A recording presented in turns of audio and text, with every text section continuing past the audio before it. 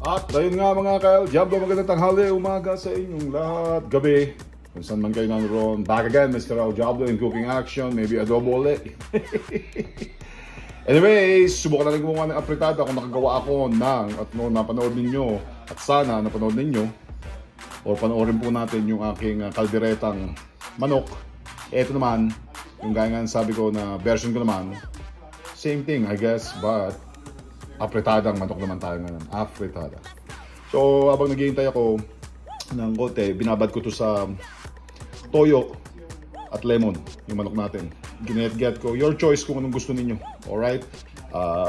Ingredients natin yan, main, syempre manok tayo eh. So meron akong chicken broth, yung ano man tawag yung tubig, bouillon o broth, yung soup, yung sabaw. Kung wala, pakulo na manok, yun ang broth natin. Kundi yung cubes, kung gusto nyo, hindi ako gagamit, pero yun ang pinaka tubig ko. Bakit na magtubig ako? So boys, bawang. Yung patatas natin, ay, binabad na kasi kanina pa. Patatas, kamatis tuloy, carrots.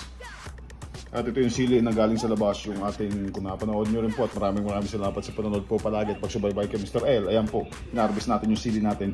Yun lang ang gagamitin yung sili. Parang pang, ito pang ano yan eh, jalapeno, pero ito malaki, parang bell pepper style na jalapeno eh, no? So yan lang gagamitin ko, hindi naman siya ganun ka, meron pang ano eh, kaanghang. Ilalagay lang natin siya ng ganyan, hindi ko na siya gagayatin, baka ito na lang ang tatanggalin ko, yung dulo. Other than that, yan ang ingredients natin. At huwag kakalimutan ang mantika at patis para sa pampaalat. Already? I'll catch you guys back next. Wala tong liver spray. Okay? Hindi ito adobo. Next. At ayun, mag-isa tayo. And then, yun nga pala, nalimutan ko yung sabihin sa inyo, diba sinabi ko yung patis. To be continued. Ito yung pangalan ko, mga ka-El Diablo. Tomato paste natin. Tomato paste, huwag kakalimutan. Alright, next. Ayun, gisa natin yung ating binabad na what do you call this na manok.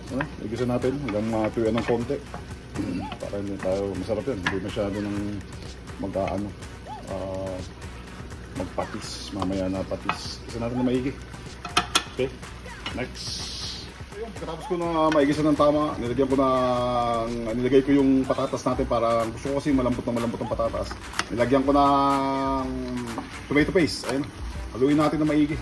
Siguro mga 15-20 minutes yun kasi may konti siyang, makikita nyo, may konti siyang katas o yung sarsa sa pagpapababad natin, yung marinated na sauce na. Haluin nyo na maigi. Then, ito natin palalambutin sa mahinang apoy ito.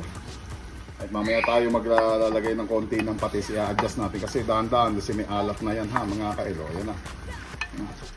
May alat na yan kasi kaya mag-iingat ng paglalagay. So isa lang natin haluin ito for like few minutes ng ganyan. And then huwag kakalimutan yung broth natin. Yan gagamitin natin kasi ng tubig.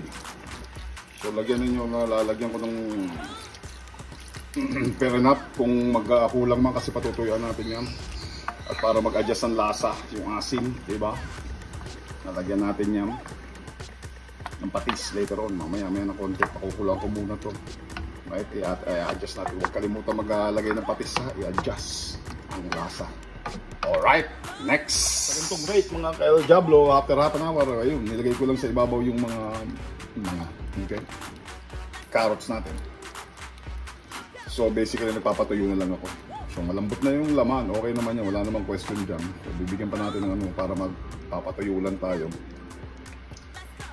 Another maybe 15 minutes or so, makikita-kita tayo sa end na video nito. So ang kulang na lang natin, nilagyan ko rin doon ng patis, in-adjust ko. Pwede kayo maglagay siguro ng paminta, paanghang, pero parang yung kaldereta ko nga nung nitong nakaraan. Pero nga lang, wala itong liver spread. At all about it na parang sabi ko, apretada tayo style nito, kaya gumawa ako ngayon. Kumuha ko ng manok ulit. Anyways, maraming thank you sa inyong lahat sa pagsubaybay sa akin palagi. May super thanks, may like button, join button. Mag-comment, mag-like, at mag-share po tayo mga ka-El Diablo. And I'll probably catch you guys sa end nito, sa final natin. Next! Ayun na nga mga ka-El, nilagay na lang natin yung You're done? Oh, hair done? Okay, oh, yun. Say hi to them. I mean it. But anyway, so ayan. Katapos kong ng 20 minutes or so na mapalambot to, nilagay ko to sa ibabaw. Bibigyan ko na lang to ng 5 minutes or so. Hindi ko siya, ginawa ko na lang yung parang sa tinola or whatever na. Hindi ko siya hinate kasi baka umanghang. Pero I like, hindi naman siya tumaanghang kasi homegrown eh. Palambutin pa natin to for like 5 minutes. Pero ayan na siya. Yan na yung apretado natin para hindi siya saktong-sakto mga El Diablo. So ito yung apretado version ko para hindi siya maanghang kasi bibigyan ko si Teya kasi hindi naman to, hindi ko maintindihan. Alam ko itong medyo maanghang pag kinain, hindi yung sobrang anghang pero pag kinain mo siya it's good. So pampagano lang ng konti, pwede kayo maglagay ng sili, your choice. Pero ito ang aking apretado version ni Mr. El Diablo. And as what Mr. El Diablo was saying at the end of this video, keep it tight, real and clean. Magpapasalamat po ulit ako sa panonood din yung pagtangkilik sa aking channel. Catch you guys back next soon. Ito po ang ating apretada, Mr. El Diablo. Peace out!